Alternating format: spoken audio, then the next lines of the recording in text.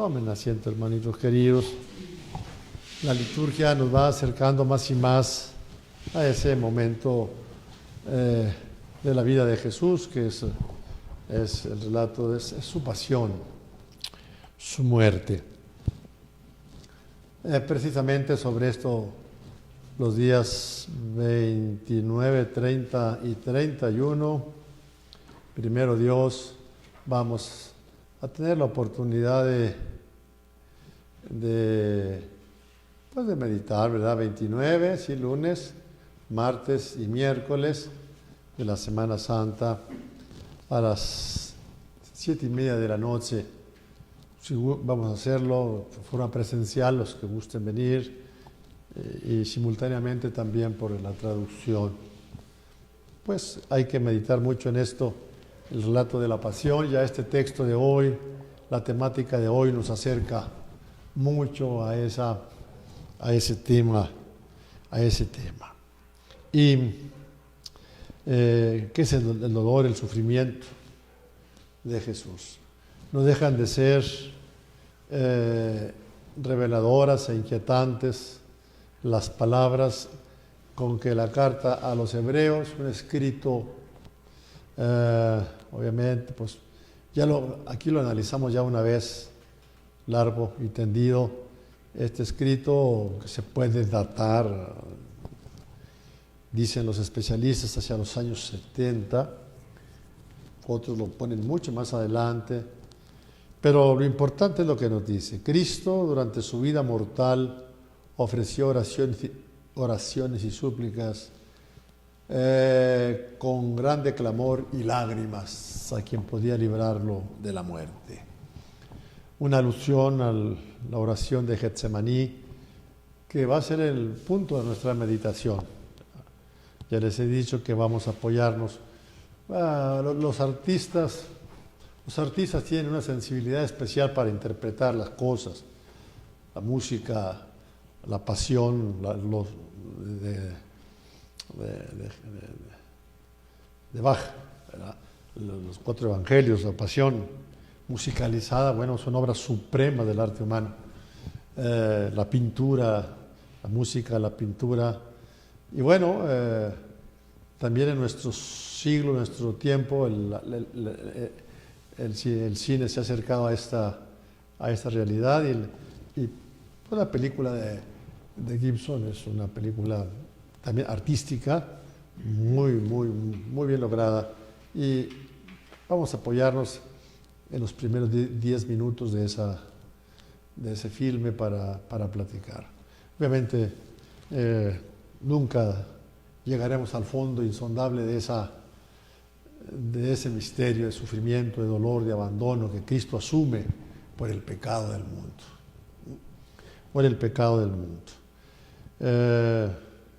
Y se acuerda uno de lo que decía la vidente de Lourdes, Santa Bernardita: yo entiendo la pasión mejor cuando la leo que cuando me la explican.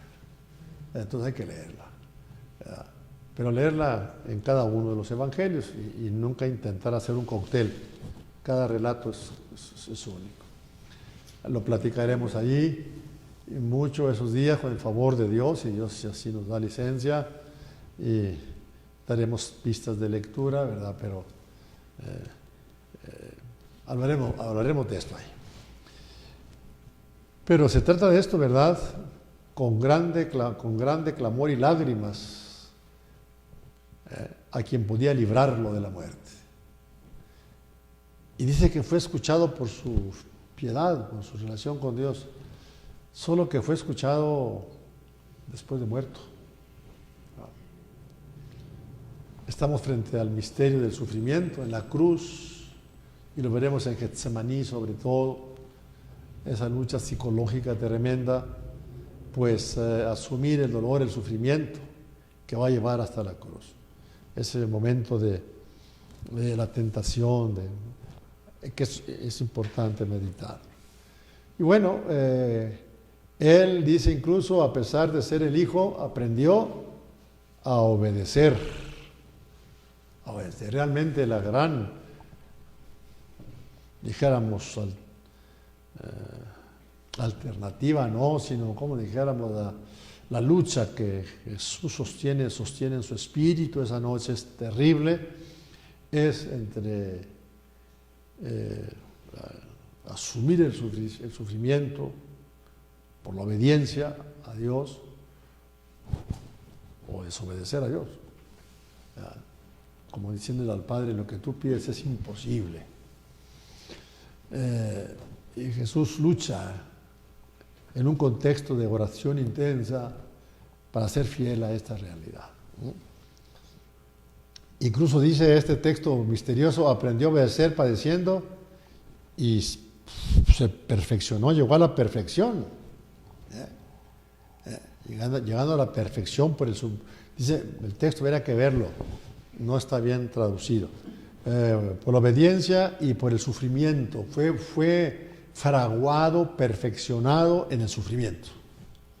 En el sufrimiento. A ese sufrimiento al que tanto miedo le tenemos. Él fue perfeccionado. Y así se convirtió en causa de salvación para todos los que creen en Él. Entonces, dijéramos, aquí tenemos ya, por decirlo así, la respuesta a preguntas fundamentales, ¿verdad? ¿Por qué tanto sufrimiento? ¿Por qué las cosas fueron así? ¿Qué sé yo? Sin llegar nunca, por lo demás, a comprender en su totalidad este insondable misterio de dolor y sufrimiento. Entonces, a eso nos van acercando los textos de estos días, esta semana, que van a ser muy intensos. No se los pierdan en sus parroquias, a donde ustedes vayan, o si alguna transmisión.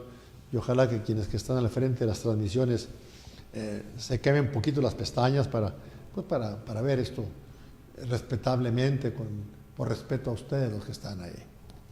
Entonces, la liturgia, el tiempo litúrgico como que es una ola que se va haciendo grande, así como en esas tomas maravillosas del mar que viene la ola más hasta que revienta, y va a reventar en la cruz. Va a reventar en la cruz. Y la liturgia de hoy nos acerca, pues ya habíamos visto ese misterio, y la primera lectura de hoy, dicen los especialistas, que tomada de Jeremías 31, que es una de las cumbres más altas del Antiguo Testamento. Es la profecía que hace Dios con su pueblo de una alianza nueva, ya no como la que hice con los padres de ustedes cuando los saqué de Egipto, no, que fueron infieles, que traicionaron la alianza de allá, no, esa va a quedar superada completamente. La alianza del Sinaí va a quedar superada. Va a haber una nueva alianza. No será como la alianza que hice con vuestros padres. Ellos rompieron mi alianza y yo tuve que hacer un escarmiento con ellos. Jeremías escribe antes del destierro a Babilonia, que va a ser como el de Egipto, tremendo también. Esta será la alianza que voy a hacer con mi pueblo. Voy a poner mi ley en lo más profundo de su corazón, de su mente, y voy a grabarla en sus corazones. Ya no en las piedras, como en el Sinaí, la ley de Dios grabada en las piedras. No, en vuestros corazones la voy a poner, en carne viva. No olviden que estamos hablando de alianzas. Mucho ojo con las palabras. No es una cosa espontánea de asociación, el instinto gregario que nos caracteriza. No, es una alianza. Yo me comprometo. Dios dice, yo me comprometo a esto, pero ustedes se comprometen a esto, si no, yo seré su Dios y ustedes serán mi pueblo. Si no, se rompe. Es un pacto, no sé, un pacto se puede decir también. Una alianza. Y vuestros padres rompieron la alianza. Y esta alianza nueva, yo seré para ellos su Dios y ellos serán mi pueblo.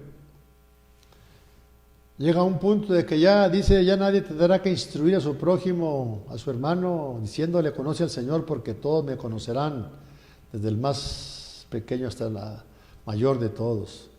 Cuando yo perdone sus culpas, yo olvide para siempre sus pecados. Siempre este misterio del pecado va a estar presente en esta perspectiva. De hecho, El pecado es el que estalla con toda su fuerza terrible en la cruz de Cristo. Eso lo veremos con más detenimiento. Por eso hoy, este domingo, nos propone como salmo responsorial un fragmento del Salmo 50 o 51 en sus Biblias. Ese es el salmo penitencial por excelencia. Es un salmo que la iglesia ha rezado siempre, el pueblo de Israel y la iglesia, nuevo pueblo de Dios, ha rezado siempre, siempre. Misericordia, Señor, porque he pecado contra ti. Contra ti solo pequé, cometí la maldad que aborreces. O sea, lo reconozco, o sea, no tenemos nada que alegar. Si no se reconoce esa situación, ahí sí, nos vemos en problemas. Necesitamos reconocer, de hecho en el salmo anterior, 49 o 50 según las numeraciones, Dios dice, voy a llamar a mi pueblo pues para pleitear con mi pueblo. Vamos a ver. Y yo te voy a echar en cara tus pecados. Y nomás lean el Salmo 49, el anterior a este. Ahí está. Todo esto, ¿crees tú que yo voy a hacer como tú? ¿Verdad? Y luego después, como una respuesta a ese salmo, es el reconocimiento. Contra ti solo pequé, Señor. Cometí la maldad que aborreces. En el juicio tendrás razón, saldrás victorioso. Tienes la razón. Yo nomás tengo una cosa que alegar a mi favor. En pecado nací y pecador me concibió mi madre. O sea, no es que yo haya cometido tales y cuales pecados. No. No solamente eso, sino que soy de condición pecadora. Perdóname. Y empieza el salmo a desgranarse preciosamente. Un salmo penitencial. Y que reconocemos delante de Dios. Yo creo que si cada uno de nosotros descargamos poquito a nuestra careta, nuestra máscara, y un poquito, veremos el pecado que hay. ¿Verdad? Y qué bueno que lo podamos nosotros sacar a flote, hasta por salud mental y psicológica, pedir a Dios, perdóname, Señor. ¿Verdad? Perdóname. ¿Verdad? Tú eres misericordioso, eres bueno, eres justo, y según esa justicia y esa bondad, perdónanos. Un santo de nuestros días, Carlos de Foucault, francés, todo un caso. Yo escribí un ensayo grande sobre él. Carlos de Foucault está en el sitio web de la parroquia, y si ustedes lo rastrean, ahí lo van a encontrar. Carlos de Foucault, se llama un santo para los desiertos de nuestros días. Porque seremos muchos y queremos apagar nuestra soledad, pero no, la sensación de soledad, de vacío, pues está presente, ¿no? Ahora máxima en esta circunstancia, les platicaba ayer cómo en países como Japón, allá así como hay un ministerio de la salud, hay un ministerio de la soledad. Estamos solos. Una soledad no asumida, una soledad con signos negativos, la antesala del suicidio, ¿no? Muy feas en Alemania, en Inglaterra, están esos ministerios para ver a los que están solitos ahí. Todas las personas, los adultos mayores a los que hemos olvidado. Entonces,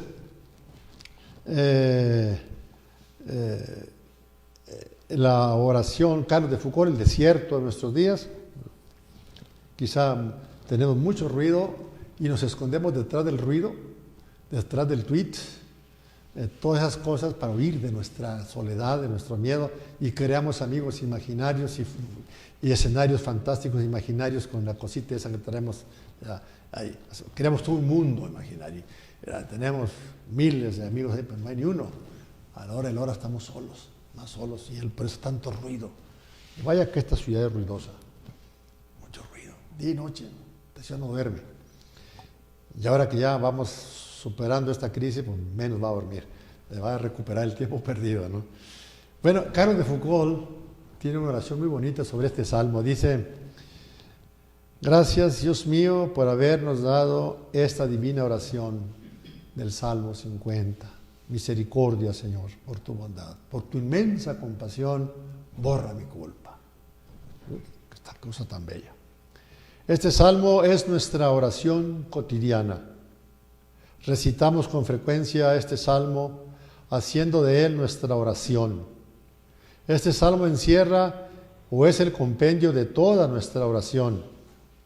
Adoración, amor, ofrecimiento, consideración de nosotros mismos a la vista de nuestros pecados y sube a la contemplación de Dios pasando a través del prójimo y rogando por la conversión de todos los pecadores.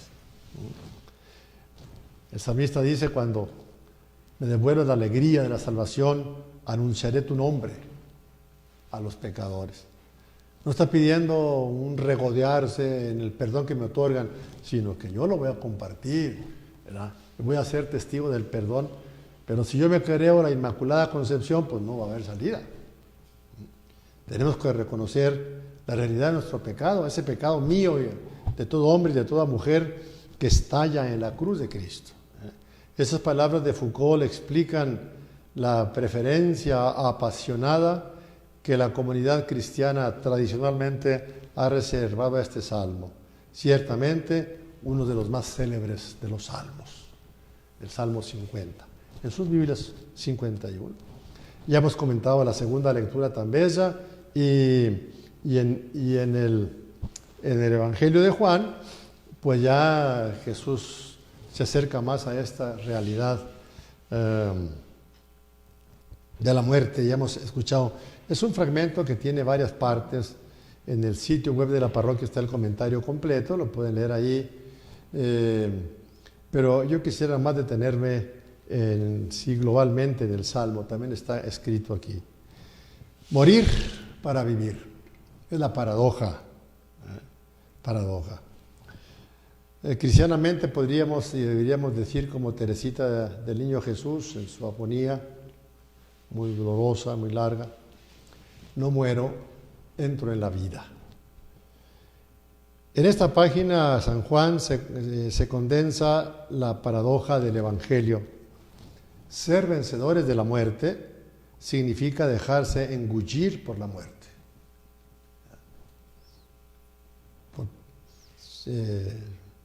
La muerte es el tránsito hacia la vida. Al tránsito hacia la vida, ¿no? Si no es el COVID, es otra cosa. Cualquiera puede ser. Nos unimos al dolor, al sufrimiento de las personas enfermitas, de las que están afectadas por el cáncer, que parece que porque estamos manipulados por los medios, que no hay más enfermedad que el COVID. Es falso. La diabetes, las enfermedades renales, el cáncer, no la acabamos. Los hospitales están llenos, sino precisamente de gente de COVID. Los medios nos han llevado a un punto y luego mezclado con política, pues nomás imagínense. No. Ver a Cristo quiere decir verlo desaparecer en el sufrimiento. La hora del triunfo, de la glorificación, es la hora del suplicio extremo. Ha llegado la hora.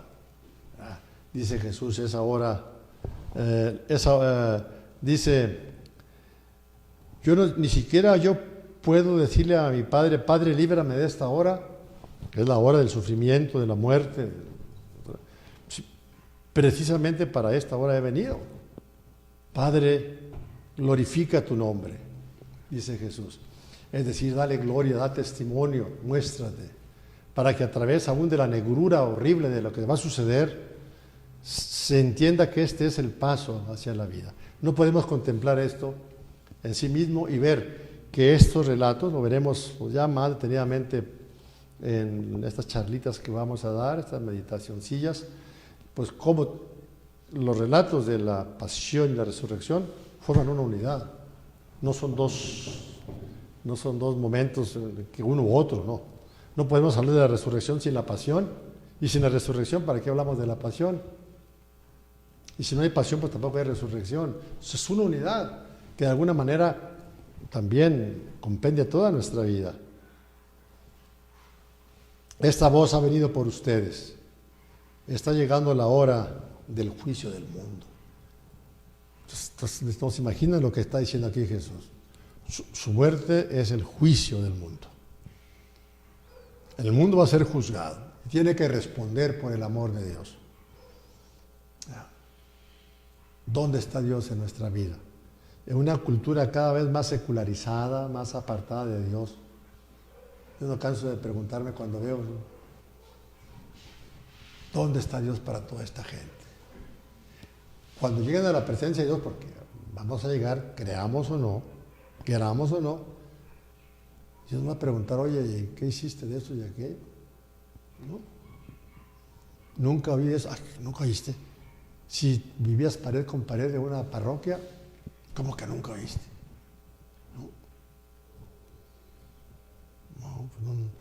No te la creo. Ya les he platicado la anécdota. Hace muchos años, Sabludowski, por Navidad hizo una entrevista a criminales famosos en las prisiones sobre la Navidad, qué era la Navidad para ellos, qué esto, qué aquello. Y una persona que puso de moda el secuestro en sus peores formas, el famoso Mocha Orejas, que creó, me decía un policía de alto nivel nacional, creó un sistema que después se perfeccionó en el crimen organizado, etcétera, etcétera. Pero fue el famoso Mocha Orejas. Y le preguntó también, oiga, ¿y usted nunca oyó hablar usted de Dios? No, nunca. ¿Nunca? No, nunca. Ah, caray. ¿Será posible? Nunca se le ocurrió, era de unos pueblitos de uno de los estados colindantes con el Estado de México. Nunca vio usted una iglesia, nunca lo bautizaron, no nada, ¿no? Usted, ¿qué serán, por lo menos, qué serán esos edificios? Por lo menos, nada, no nada. Sí. Ahorita te la creemos. Así es lo que nos puede pasar lejos de Dios. Entonces, es el juicio del mundo, el juicio del mal, ese mal que se hace muchas veces persona que toma matices muy terribles en nuestro mundo. Y el príncipe de este mundo ya va a ser arrojado, echado fuera. El poder demoníaco que toda la historia está vencido, vamos a echarlo para afuera. Y lo termina con esas palabras: cuando Dios sea levantado en alto, así, en la cruz, atraeré a todos hacia mí. Entonces, detrás de esto, ¿verdad? Pues está precisamente esa realidad sombría del pecado. Y por eso Jesús compara su muerte. Dice: yo les aseguro que si el grano de trigo sembrado en la tierra no muere, queda infecundo, pero si muere, dará mucho fruto. Así entiende Jesús su muerte. De esa muerte brotamos, de hecho, nosotros. Y de esa muerte y el triunfo sobre la muerte, nosotros somos hechos partícipes en nuestro bautismo. Y luego tenemos que vivir en nuestra vida de esta comunidad de bautizados. Es lo que hemos venido diciendo desde los ejercicios, a través de Cuaresma. Pero ojalá que cuando nos pregunte Dios no vayamos a decir: no, pues yo nunca escuché eso. Vamos, porque no quisiste. Y nos acordamos de nuestro padre San Agustín: el que te creó sin ti no puede salvarte sin ti. Ya, a fuerzas ni los zapatos entran, pero tampoco Dios puede. Entonces, por eso estos tiempos son tan bellos, tan necesarios para nuestra vida, hoy que estamos nosotros tan agobiados, impresionados, afectados por los acontecimientos sociales, políticos, en fin, de nuestra cultura, de nuestro mundo, pues acercarnos más a Dios nuestro Señor. Que esa sea nuestra súplica y que esto nos ya sea una preparación muy próxima para ir viviendo el misterio pascual. Y con esta súplica vamos a continuar la Eucaristía y vamos a proclamar nuestra fe. Creo en Dios.